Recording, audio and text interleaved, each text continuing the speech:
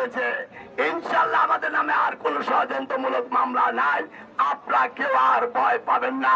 রাজপথ থেকে খুনিকে হাসিনাকে মোকাবেলা করতে হবে। এখন বক্তব্য রাখবেন নাঙ্গল মহানগর বিএনপির সংগ্রামী যুগ্ম আহ্বায়ক ছাত্র দলের সোনালী আনা হোসেন আনু। বিসমিল্লাহির রহমানির রহিম।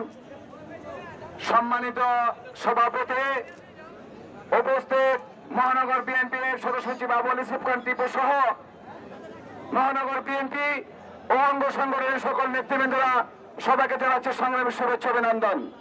আসলে আজকে আমাদের বক্তব্য দেওয়ার সময় নয়, আমরা এখানে এসেছি একটি মেসেজ নিয়ে।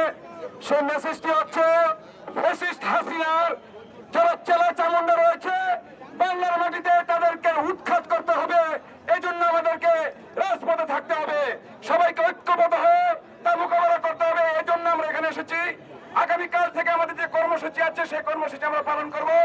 আমরা সকল শিক্ষার্থী সহ সকল সর্বশ্রেণী পেশার মানুষ যারা এই আন্দোলনকে বাংলাদেশকে মুক্ত করতে আত্মহতি দিয়েছে, জীবন দিয়েছে, তাদের প্রতি বিনম্র শ্রদ্ধা জ্ঞাপন করে, যারা আহত রয়েছে তাদের প্রতি সুস্থতা কামনা করে সবাইকে ধন্যবাদ জানিয়ে আমি আমার বক্তব্য শেষ করছি। খোদা হাফেজ।